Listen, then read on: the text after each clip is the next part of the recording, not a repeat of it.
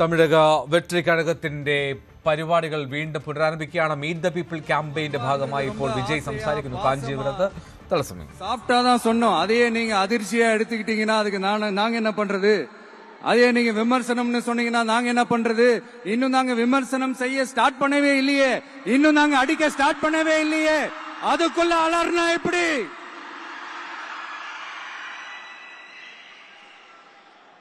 அதனால உங்க அரசவை புலவர்கள் யாராவது இருந்தாங்கன்னா கர்ச்சீஃப் எடுத்து அவங்க கண்ணீரை துடைத்து விடுங்கள். சரி, அது அவங்க பிரச்சனை, அவங்க பாத்துக்கிட்டோம். நமக்கு எப்பவுமே மக்கள் தாங்க, மக்களுடைய பிரச்சனை பத்தி பேசுறது தான். இன்னைக்கு நம்ம காஞ்சிபுரம் மாவட்டத்துக்கு வந்திருக்கிறோம். இங்க மக்கள் ஃபேஸ் பண்ற அந்த பிரச்சனையை பத்தி நம்ம பேசி ஆகணும்.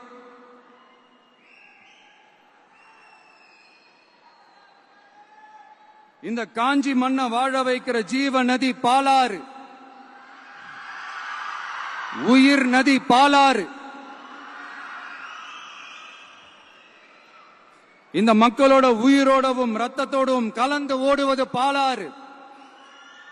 அந்த பாலாறை இன்னைக்கு பெரியார் பெயரையும் அண்ணா பெயரையும் சும்மா பேருக்கு வச்சுக்கிட்டு ஆட்சி நடத்துறவங்க என்ன பண்றாங்க தெரியும்ல?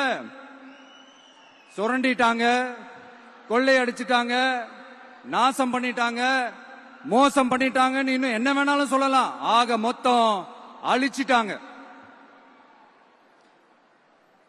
இத நான் ஏதோ போற போக்குல ஏதோ அடிச்சு விடலங்க, ஆதாரத்தோட தான் சொல்றேன். அனுமதிக்கப்பட்ட அந்த லெவலை தாண்டி 22,70,000 யூனிட் மணலை கொள்ளையடிச்சிருக்கிறாங்க.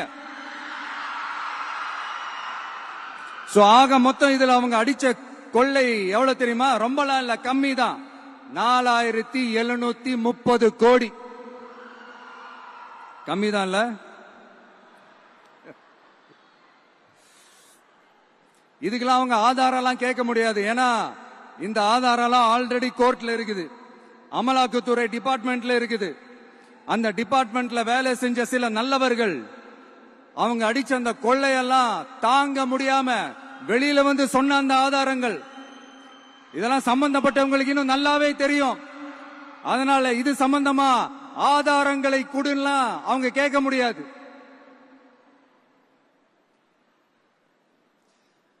மணலை கொள்ளையடிச்சா நீர்நிலைகள் அழியும், ஏரி குளம் கண்மா எல்லாம் அழியும்.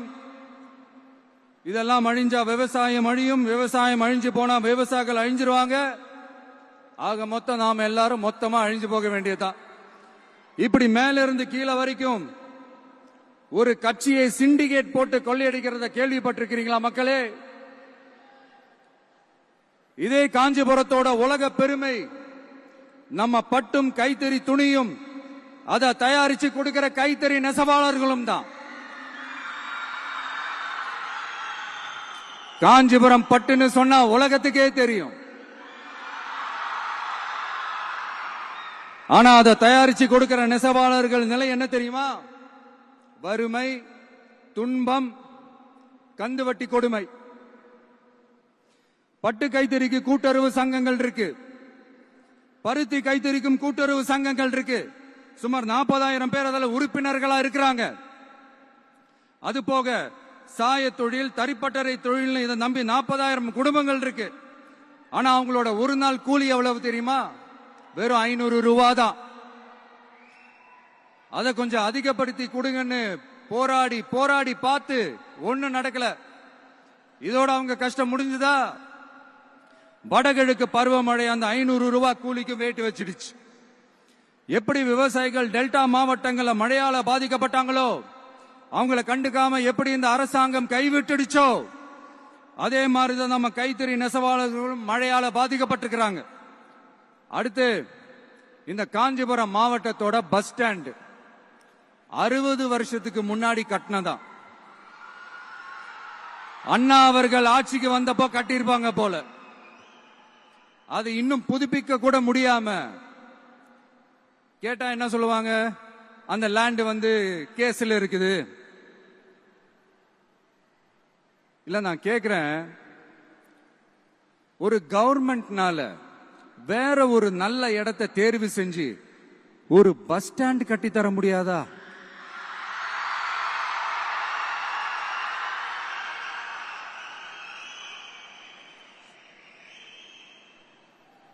பிரச்சனை என்ன தெரியுமாங்க, அவங்களுக்கு மக்களை பத்தி யோசிக்கிறதுக்கே நேரம் இல்லை. அதுதான் பிரச்சனை. அடுத்து வாலாஜாபாத் பக்கத்துல அவலூர் ஏரி இருக்கு. அது பாலாற்றை விட உயரமா இருக்கு. அதனால என்ன ஆகுதுன்னா ஆத்து தண்ணி ஏரிக்கு போக முடியாம போயிடுது. அதை சரி பண்ணி அந்த இடத்துல ஒரு தடுப்பணையை கட்டினா ஏரி நிறைய தண்ணி நிற்கும். அப்படி நின்னா அவலூர் மட்டும் இல்ல, ஆசூர் உட்பட இன்னும் எத்தனை கிராமங்கள், எத்தனை ஆயிரம் ஏக்கர் விவசாயம் நல்லா நடக்கும். இதுக்கு இன்னும் எத்தனை வருஷம் மக்கள் கோரிக்கை கொடுக்கணும், மக்கள் போராடணும். இந்த பிரச்சனை எல்லாம் இருக்கிற அதே காஞ்சிபுரம் மாவட்டத்தில் தான் பரந்தூர் ஏர்போர்ட் கட்டுற பிரச்சனையும் இருக்குது. அந்த பிரச்சனையில கண்டிப்பா நாங்க விவசாயிகள் பக்கம் தான் நிப்போம். அதுல எந்த மாற்று கருத்துமே கிடையாது.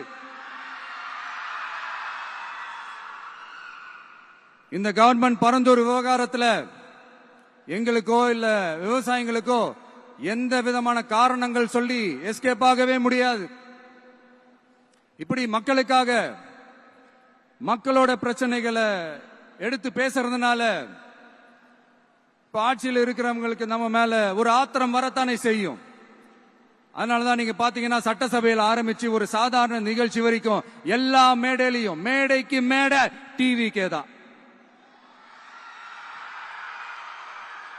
டிவிக்கே அவதூறு, அவதூறு டிவிக்கே, டிவிக்கே அவதூறு, அவதூறு டிவிக்கே.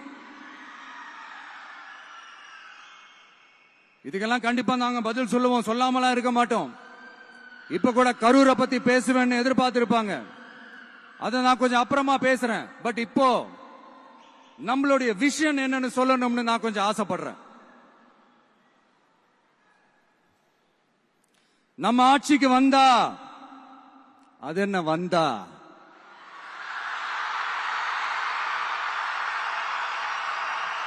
வருவோம். மக்கள் கண்டிப்பா நம்மளை வர வைப்பாங்க.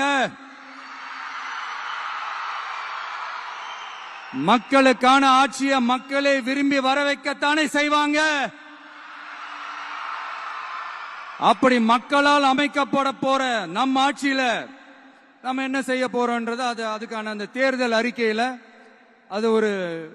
அதுக்கான விளக்கத்தை டெஃபினட்டா கொடுப்போம். பட் அதுக்கு முன்னாடி ஒரு சின்னதா லைட்டா நான் கொஞ்சம் அதை சொல்லணும்னு ஆசைப்படுறேன். எல்லாருக்கும் நிரந்தரமான வீடு இருக்கணும்.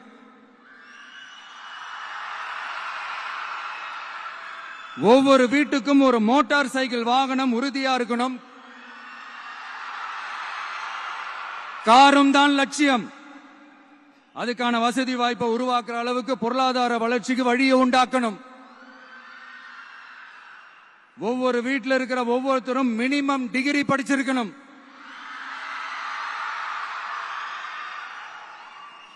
ஒவ்வொரு வீட்டிலையும் குறைந்தபட்சம் ஒருத்தருக்கு நிரந்தர வருமானம் கிடைக்கணும். அதுக்கான வேலை வாய்ப்பை உருவாக்கணும். அதுக்கு தகுந்த மாதிரி கல்வியில பாடத்திட்டத்தில் சீர்திருத்தம் செய்யணும். கவர்மெண்ட் ஹாஸ்பிட்டல்ஸுக்கு மக்கள் எல்லாரும் பயம் இல்லாம நம்பி போற மாதிரி மாத்தணும். பருவமழை காலத்துல ஏற்படுற வெள்ளத்தால ஊரும் சரி மக்களும் சரி விவசாயமும் சரி பாதிக்கப்படாம இருக்கணும். அதுக்கு 4000 கோடி திட்டம்னு ஒரு உருட்டுனாங்களே, அந்த மாதிரி எல்லாம் எதுவும் இல்லாம உண்மையான ஒரு பாதுகாப்பு திட்டத்தை உருவாக்கணும். மீனவர்களோட, தொழிலாளர்களோட, நெசவாளர்களோட, அரசு ஊழியர்கள் மற்றும் ஆசிரியர்களோட கருத்து கேட்டு அவங்களுக்கான பாதுகாப்பு மற்றும் வளர்ச்சி திட்டங்களை உருவாக்கணும். உருவாக்குறது மட்டும் இல்ல, அதை செயல்படுத்தணும். முக்கியமா ഇൻഡസ്ട്രിയൽ ഡെവലപ്മെന്റ്സിലെ കഴകത്തിന്റെ പൊതുജന സമ്പർക്ക പരിപാടി അത് തുടരുകയാണ്. വിജയ് സംസാരിച്ചുകൊണ്ടിരിക്കുന്നു. കിരൺ ബാബു ന്യൂസ് ഡെസ്കിൽ ചേരുന്നുണ്ട്. കിരൺ, ഒരു റീഎൻട്രി അതാണ് ആഗ്രഹിക്കുന്നത്. വലിയൊരു ദുരന്തത്തിന് ശേഷം എല്ലാം നിർത്തിവെച്ചിരുന്നു. ഇപ്പോൾ അത് ശക്തമായി വളരെ പ്ലാൻഡായി ഒരു ഇൻഡോറിൽ നടക്കുന്ന പരിപാടി QR കോഡിലൂടെ മാത്രം ആളുകൾക്ക് പ്രവേശനം, അത്തരത്തിൽ വളരെ പ്ലാൻഡായി നടത്തുന്ന വളരെ കെയർഫുള്ളായി നടത്തുന്ന ഒരു പരിപാടിയായി തന്നെ മനസ്സിലാക്കുന്നുണ്ട്. കാഞ്ചീപുരത്താണത്. ഒരു പക്ക റീഎൻട്രി ആണോ ഇത് ആ ദുരന്തത്തിന് ശേഷം വിജയുടേത്? എൽദോ, അങ്ങനെ തന്നെ പറയാം. ഇനി തമിഴ്നാട്ടിൽ നിയമസഭാ തെരഞ്ഞെടുപ്പിന് മുന്നിലുള്ളത് കേരളത്തിനൊപ്പം നടക്കേണ്ട സംസ്ഥാനമാണ്. അടുത്ത ഏപ്രിലോ മെയ്യിലോ തെരഞ്ഞെടുപ്പ് നടക്കേണ്ട സംസ്ഥാനമാണ്. 4-5 മാസമാണ് പരമാവധി ഉള്ളത്. അതുകൊണ്ട് തന്നെ കരൂർ ദുരന്തത്തിന് ശേഷം ഇനി പൊതുപരിപാടികൾ വേണ്ട എന്ന നിലപാടിലേക്ക് വിജയ്ക്ക് പോകാൻ കഴിയില്ല. എന്നാൽ ജനങ്ങളെ കൂട്ടിയുള്ള പൊതുപരിപാടി എത്തിക്കഴിഞ്ഞാൽ വീണ്ടും സമാനമായ ദുരന്തമോ അല്ലെങ്കിൽ അതിലേക്കാൾ ചെറുതായ ഒരു ദുരന്തമോ ഒക്കെ ഉണ്ടായാൽ പോലും അത് വലിയ പഴി തന്റെ രാഷ്ട്രീയ പ്രതിച്ഛായയ്ക്ക് ഉണ്ടാക്കുമെന്ന് വിജയ്ക്ക് നന്നായി അറിയാം. ആദ്യത്തെ ഒരു കരൂർ ദുരന്തത്തോടുകൂടി തന്നെ വിജയ് എന്ന രാഷ്ട്രീയ പ്രവർത്തകൻ അല്ലെങ്കിൽ രാഷ്ട്രീയ നേതാവ് വല്ലാതെ തളർന്നു പോയിരുന്നു എന്ന് വേണം കാണാൻ. അതിൽ നിന്ന് സാധാരണ രാഷ്ട്രീയക്കാർക്ക് രക്ഷപ്പെടാൻ കഴിയുന്നത് പോലെ അത്ര വേഗത്തിൽ രക്ഷപ്പെടാൻ വിജയ്ക്ക് കഴിഞ്ഞില്ല. ഈ ദുരന്തത്തിൽ ഇരയായവരുടെ വീടുകളിൽ നിന്നുണ്ടായ പ്രതിഷേധം, അത് മറ്റു രാഷ്ട്രീയ പാർട്ടികൾ ഉപയോഗിച്ച രീതി, അങ്ങനെ പല കാരണങ്ങളാൽ വിജയ് വല്ലാതെ പ്രതിരോധത്തിലായിരുന്നു. ആ പ്രതിരോധത്തെ മറികടന്നുകൊണ്ട് വീണ്ടും മുന്നോട്ട് വന്നെങ്കിൽ മാത്രമേ തന്റെ രാഷ്ട്രീയ പാർട്ടിക്ക് വരുന്ന നിയമസഭാ തെരഞ്ഞെടുപ്പിൽ സാന്നിധ്യമാകാൻ കഴിയൂ എന്നത് വിജയ് തിരിച്ചറിഞ്ഞുകൊണ്ട് തന്നെയാണ് ഇത്തവണ വീണ്ടും ഒരു റീ എൻട്രി വിജയ് നടത്തിയിരിക്കുന്നത്. അതിനുവേണ്ടി വളരെ ശ്രദ്ധാപൂർവം എന്ന് പറഞ്ഞാൽ പോരാ, വളരെ ശ്രദ്ധാപൂർവം എന്ന് തന്നെ പറയേണ്ടി വരും. 1500ഓളം ആളുകളെ മാത്രം സെലക്ട് ചെയ്ത്, സമൂഹത്തിന്റെ വിവിധ തുറകളിലുള്ള ആളുകളെ സെലക്ട് ചെയ്ത്, പ്രധാനമായും സ്ത്രീകൾക്കാണ് കൂടുതൽ പ്രാമുഖ്യം നൽകിയത്. അവർക്ക് അങ്ങനെ ഒരു കാഞ്ചീപുരത്തെ ഒരു ഓഡിറ്റോറിയത്തിൽ, ആ ഓഡിറ്റോറിയത്തിനുള്ളിൽ QR കോഡ് വഴി മാത്രം ആളുകളെ അകത്തേക്ക് കടത്തിവിട്ട് വിജയ് എത്തുന്നു എന്നൊക്കെ അറിഞ്ഞാൽ തമിഴ്നാട്ടിൽ വലിയ തോതിൽ ആളുകൾ ഇടിച്ചു കയറാനുള്ള സാധ്യതയുണ്ട്. അത് ഒഴിവാക്കി അവിടെ നിന്നുള്ള താൻ എന്തു പറഞ്ഞാലും മുന്നിലെ ആളുകൾ 1500 മാത്രമാണെങ്കിലും 15,000 50,000 വന്നാലും താൻ പറയുന്ന കാര്യങ്ങൾ ടെലിവിഷനിൽ വഴി വീഡിയോ ചിത്രീകരിച്ച് തമിഴ്നാട്ടിലാകെ എത്തിക്കാൻ കഴിയും എന്നുള്ള സാധ്യതകൾ കൂടി വിജയ് തിരിച്ചറിയുന്നു. ആ തരത്തിലേക്ക് തൻ്റെ പരിപാടികളെ തന്നെ മാറ്റിക്കൊണ്ടാണ് വിജയ് ഇത്തവണ ഒരു പ്രസംഗം നടത്തുന്നത്. പ്രസംഗത്തിൽ അദ്ദേഹം പ്രധാനമായും ഉന്നയിക്കുന്നത് തമിഴ്നാട്ടിലെ സാധാരണക്കാരായ മനുഷ്യരുടെ പ്രശ്നങ്ങൾ തന്നെയാണ്. തമിഴ്നാട്ടിൻ്റെ ഏറ്റവും അടിസ്ഥാനപരമായ ജനങ്ങൾക്ക് സർക്കാർ ആശുപത്രിയിൽ പോകാനുള്ള പ്രയാസങ്ങൾ, അവരുടെ ദൈനംദിന ജീവിതത്തിലുണ്ടാകുന്ന പ്രയാസങ്ങൾ ഒക്കെയാണ് അദ്ദേഹം പ്രധാനമായും പറയുന്നത്. ഇതുവരെയും താൻ ഉയർത്തിപ്പിടിച്ച അതേ ദ്രാവിഡ രാഷ്ട്രീയം തന്നെ ഉയർത്തിപ്പിടിച്ചുകൊണ്ട് തന്നെയാണ് അദ്ദേഹത്തിൻ്റെ വേദിക്ക് പിന്നിൽ ഉള്ള ഒത്ത നടുവിൽ നിൽക്കുന്നത് തമിഴ്നാട്ടിലെ എക്കാലത്തെയും ഏറ്റവും വലിയ പോരാളിയും നേതാവും ഒക്കെയായ തന്തൈ പെരിയാർ എന്ന EV രാമസ്വാമി നായ്ക്കരുടെ ചിത്രമാണ് ഏറ്റവും ഒത്ത നടുവിൽ നിൽക്കുന്നത്. അതിൻ്റെ ഇടതുഭാഗത്തായി കാമരാജാണ്. തമിഴ്നാട്ടിലെ മുഖ്യമന്ത്രിമാരിൽ ഇന്നും പ്രതിച്ഛായയുണ്ട്. ഒരു ക്ലീൻ ഇമേജുള്ള, തമിഴ്നാടിൻ്റെ വിദ്യാഭ്യാസ പുരോഗതിക്കൊക്കെ ഏറ്റവും വലിയ സംഭാവനകൾ നൽകിയ കാമരാജിൻ്റെ ചിത്രം ഇടതുഭാഗത്ത്, ഇന്ത്യൻ ഭരണഘടനാ ശില്പിയായ BR അംബേദ്കറുടെ ചിത്രം വലതുഭാഗത്ത്, ഇടത്തെ അറ്റത്ത് നിൽക്കുന്നത് വേലു നാച്ചിയാരുടെ ചിത്രം, അതോടൊപ്പം തന്നെ അഞ്ജലി അമ്മാളുടെ ചിത്രം, സ്വാതന്ത്ര്യ സമര സേനാനിയും സ്ത്രീ സ്വാതന്ത്ര്യത്തിൻ്റെയും ധൈര്യത്തിൻ്റെയും ഒക്കെ പ്രതീകമായ ചിത്രങ്ങൾ. അങ്ങനെ കൃത്യമായി തന്നെ തൻ്റെ പൊളിറ്റിക്സ് അടയാളപ്പെടുത്തുന്നു. ദ്രാവിഡ രാഷ്ട്രീയം താൻ മുന്നോട്ട് വെക്കുന്നു, ഗുഡ് ഗവർണൻസ് താൻ മുന്നോട്ട് വെക്കുന്നു, അതോടൊപ്പം തന്നെ സ്ത്രീ ശക്തി താൻ മുന്നോട്ട് വെക്കുന്നു.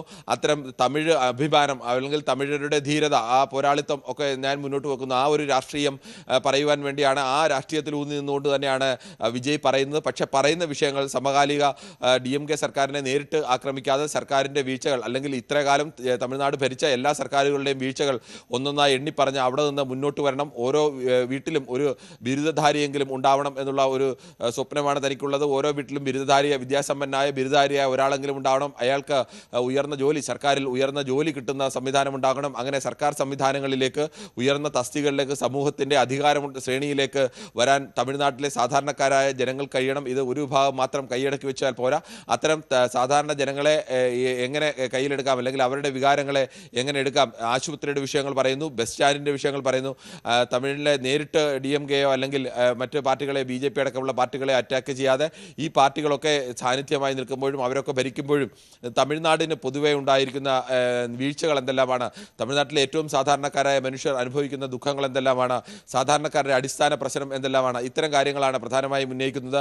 നമ്മൾ നേരത്തെ പറഞ്ഞതുപോലെ പിന്നിലെ ചിത്രങ്ങളിൽ എങ്ങനെയൊക്കെയാണോ EV രാമസ്വാമി നായ്ക്കർ തമിഴ്നാട്ടിലേക്ക് ഒരു ദ്രാവിഡ അഭിമാനം ഉയർത്തിപ്പിടിച്ചത്, എങ്ങനെയാണോ അവിടുത്തെ അന്നത്തെ അധികാരവർഗത്തിന് നേരെയുള്ള ഒരു പോരാട്ടം അദ്ദേഹം ധീരോദാത്തമായി നയിച്ചത്, അതുപോലെ കാമരാജിൻ്റെ എങ്ങനെയാണ് അധികാരത്തെ സാധാരണ ജനങ്ങൾക്ക് അനുഗുണമായ രീതിയിലേക്ക് മാറ്റാൻ സഹായിച്ചത്, BR അംബേദ്കറെ പോലെ ഇന്ത്യൻ ഭരണഘടനാ ശില്പി, ഇന്ത്യയിലെ